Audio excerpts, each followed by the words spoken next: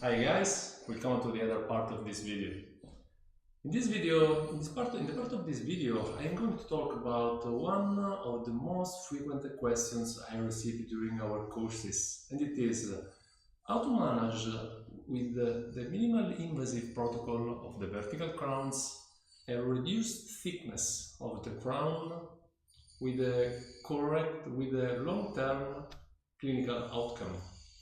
Because if you use our rationality, we tend to think that using vertical preparation, if we reduce the thickness of the crowns, the most probable outcome is maybe the fracture of the crown. So I am going to assess the difference when we use these different approaches between horizontal approaches like chamfer, like Schulder, and when we use instead the vertical approach, because you will see in this video that changing the approach, changing the geometry of the preparation, we have a lot of different features from a mechanical point of view. So I want to start this video sharing with you this article. This is an article on the Journal of Prosthetic Dentistry, and it is about load at fracture of monolithic and bilayered zirconia crown with and without a cervical zirconia collar. Okay, let's see this article together. In the introduction of this article, we see that fractures are still one of the main problems reported for ceramic restorations in clinical practice.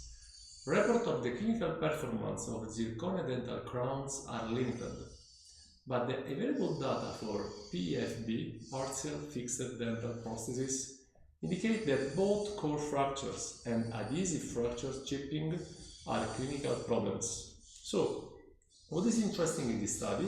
In this study, we are going to assess the thickness and the resistance to fracture. What they do? They do 30 zirconia crowns with a shallow chamfer molar preparation, and they do different design of the zirconia crowns. 10 with a normal core veneer design, 10 with the reinforcement with the cervical collar of zirconia, and 10 instead are full contour monolithic zirconia. What is interesting is that the crowns have been loaded till fracture. What is interesting is that fractographic analysis and finite element analysis imply that the stress in dental ceramic crowns during mastication may be higher in the cervical margin than on the occlusal surface, and that thin margins may be the cause of fracture. Experience has shown that margins are vulnerable and that margin flows can initiate core fractures during clinical use.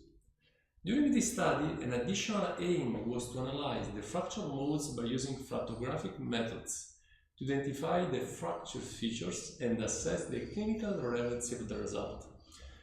So a first very important concept is that when we analyze a crown, we have to analyze the axial walls of a crown and the occlusal part of a crown. And what is interesting is that despite during occlusion, the area that is loaded is the occlusal part, what is important in the stress of the dental ceramic is not so much the occlusal thickness, that is important, but that is more important the thickness on the margins, because it is on the axial walls and especially in the cervical margin that most of the load is loaded. Okay, so this is the very first important concept. So looking at this concept, we can think that working with vertical zirconia, and you know that in order to avoid an overhang, we work with very thin margins. Vertical crowns have some problems you can infer, but we go on with this article. This is the crowns, the preparation that have been used in this study, and let's go to see the result of this study. A very important thing is that in this study, what they realized is that all the fracture originate by crack. But what is very interesting is that all the crack start always from the cervical margin. If you see this slide, you will see that the origin of crack leading to fractures of these crowns, the start is always on the cervical margin. Starting on the cervical margin, after the crack goes up, and we have the complete fracture of the crown. We have in this article different crowns have been analyzed, but the final outcome is always the same. The start of the crack is, in the majority of the cases, is from the cervical margin. So the cervical margin is the weak part of the crown. You see? Always this concept. So develop from the cervical margin, and so thinner is the margin, worse is the scenario. This is easy to imagine this scenario. But there is a problem. The problem is that in this study the result is in this way, but when we use horizontal preparation like a chamfer, what is the difference? The difference is that this reasoning is perfectly right as long as we are using something where a cervical margin is loaded against the surface. So what is the point? If we have a chamfer, something like this, the crown, the cervical margin will be loaded vertically on this margin. So in these cases, the thickness is very important. But when we switch, so when we work with the chamfer, for example, we have a massive, a huge difference of result if we work with a thin margin of zirconia, with a medium margin of zirconia, and with a thick margin of zirconia, because that margin is loaded. But let's see at this other study, and let's see how vertical preparations, even in this case, change completely the outcome. This is another article about the influence of the preparation design and artificial aging on the fracture resistance of monolithic zirconia crowns. This study is much more interesting. They did a comparison between shoulderless, so vertical preparation, versus chamfer of 0.4 mm and versus chamfer of 0.8 mm. After cementation on chrome cobaltium alloy dies, the following artificial aging procedures were performed: thermal cycling, mechanical loading, TCML, or they did another low temperature degradation simulation, LTD, using autoclave and at 137 degrees, 2 bar for 3 hours, and no pretreatment. They did the comparison between these different groups. So we have 3 different ways to prepare crowns: shoulderless, chamfer 0.4, chamfer 0.8, and we have a different kind of aging of the material. And this is the study. In the study, you see that the white is the shoulderless preparation. Let's look at your left, and you will see that white is the vertical preparation. The gray, darker gray, is 0.8 chamfer, and the last one is 0.4 chamfer. You see that both in the control group, in the TCML group and the LTD group, where different kind of aging was simulated, vertical preparation with the shoulderless preparation always are the winner of this test, despite being thinner on the margin. This is the value that we have. You see that the main value is more 5,700 plus something, against the slight chamfer for 1,700, 1,000 less, and chamfer is 5,090. So it's interesting to realize that in the control group, we have a better result for the shoulderless preparation despite the thin margin than the chamfer 0.8. And if we do some aging of these crowns, the results are even better for vertical preparation. Because if you look at the last test where we do the autoclave 2-bar and 3-hour chewing simulation, we see that the sugarless preparation goes from 5,700 to 4,800, but the chamfer, the big one, the 0.8, from 5,090 goes down to 3,400. So there is a very huge difference between how vertical preparation, vertical crowns perform against horizontal preparation, in this case a light chamfer or a big chamfer. Because again, the concept is always the same. The crack starts from the cervical margin. But in order to do this, we need to load the margin. It's quite interesting to see this statement at the end of this article.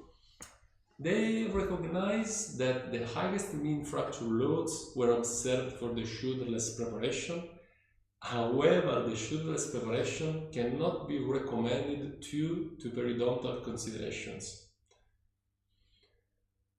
I don't know how to comment this sentence. The only comment is just that the people writing this article had zero experience. Because if you have a little bit of experience, also following our group on Facebook, you will recognize that the stability of periodontal tissues around vertical preparation is amazing. Okay? This is another study, always on this topic, that's quite interesting. In this study, we are going to investigate the fracture performance of high-strength zirconia coatings, comparing knife edge margins of vertical preparation with chamfer finish line, changing the thickness of the margin from 0.5 to 0.3. I will share with you some the result of this study, but even here, these are the results. The results are that vertical preparation 0.5 mm is the blue column on your left, is the biggest one. But what is interesting is that vertical preparation with the 0.3 margin is stronger in the same way as a 0.5, almost double, so double the thickness with a chamfer preparation. In the article they say that vertical preparation with the same thickness outperform about plus 35–40% the strength about fracture in comparison with chamfer preparation. So this is this study. This is another study instead. On this study instead, so I just want to recap before going here. Wait. Okay. So I just want to recap. What is the point? The point is that the thickness is important. But when we work with vertical preparation, the thickness is less important. It is less important around in the measure of 35–40%. Because what happens? What happens is that when you work with a chamfer, with the horizontal preparation, the margin, the cervical margin is loaded. Instead, when you work with vertical preparation, the margin is not loaded. There is no load on the margin. The real problem of vertical preparation with very thin axial walls is another one, and it is during try-in, because during try-in we can move the crowns, or during cementation, because the vertical preparation, because for geometrical reason the gap is in average is less than horizontal preparation, the pressure, the hydraulic pressure made by the cement during the insertion of the crown is much higher. So there are some chances that the crown can break. But once the crown is in position and is loaded, the vertical preparation outperforms. So once we realize that we have just advantages using vertical preparation on the cervical margin, we have to understand how much important is at this point the occlusal thickness. The occlusal thickness is in the priority, is on the second place, but of course is important. The aim of this study was to compare the effects of two margin design, again shoulderless and slide chamfer, with two occlusal thicknesses on fracture resistance and failure mode of the monolithic zirconia crown. Again, you can see here the result. The result is, when we have, with the same design, we have an occlusal thickness of 1 mm, but chamfer design versus vertical preparation, we see that with vertical preparation, with an occlusal thickness of 1 mm, we have vertical preparation performing at almost 4000, while chamfer preparation perform at 2800. Again, for the reason that I highlighted you before, that there is no load on the cervical margin. And if we compare a reduced occlusal thickness at 0.5 mm, the result is still even more outstanding. We move from 3244 to 1600, half. So we have, with 1 mm occlusal thickness, vertical crowns outperform about 40% more. But with reduced thickness, they outperform of 100%. So working with vertical crown, we can really work with thinner material, thinner margin, and having a good clinical outcome. You see, the crack that we have when the problem starts from the occlusal side is different, and the crack starts from the occlusal side. So, overall, this is the conclusion of this study. Results indicate that all monolithic crowns showed a fracture resistance higher than the maximum occlusal forces. Therefore, for the article, both preparation designs were recommended that clinically may be successful. But there is something that I want to match with my clinical experience, and it is that in this study they didn't test the aging. There was no aging, so they admit that this study provides limited information concerning zirconia's initial performance. So, from a paper point of view, we can work with 0.51 mm, but my advice is to work with a little bit less. I want to share with you a case of mine. I did this case in 2017. This was a quite tricky case because the patient was referred to my office by another colleague for this problem on this premolar. This premolar was treated endodontically, and the patient showed in my office with this big swelling, exactly on the top of the first premolar. But I did a CBCT of this premolar and there was nothing. Instead, there was a lesion on the mesial root of the first molar. So the real reason was the necrosis of the first molar. Instead, the premolar was perfectly healthy. I did the endodontic treatment of the first molar. I did the crown in order to avoid fractures along the time. This is the crown in 2017 when I did the delivery, 2017. This is the crown in 2018 when the patient came back for a restorative treatment in the lower arch. So I took advantage of that session in order to take a photo. This is the crown in 2019. But in 2021, after 4 years, so after some aging maybe, we had the fracture of this crown and I was forced to do a new one. The problem is that when we work in prosthetic dentistry, we tend to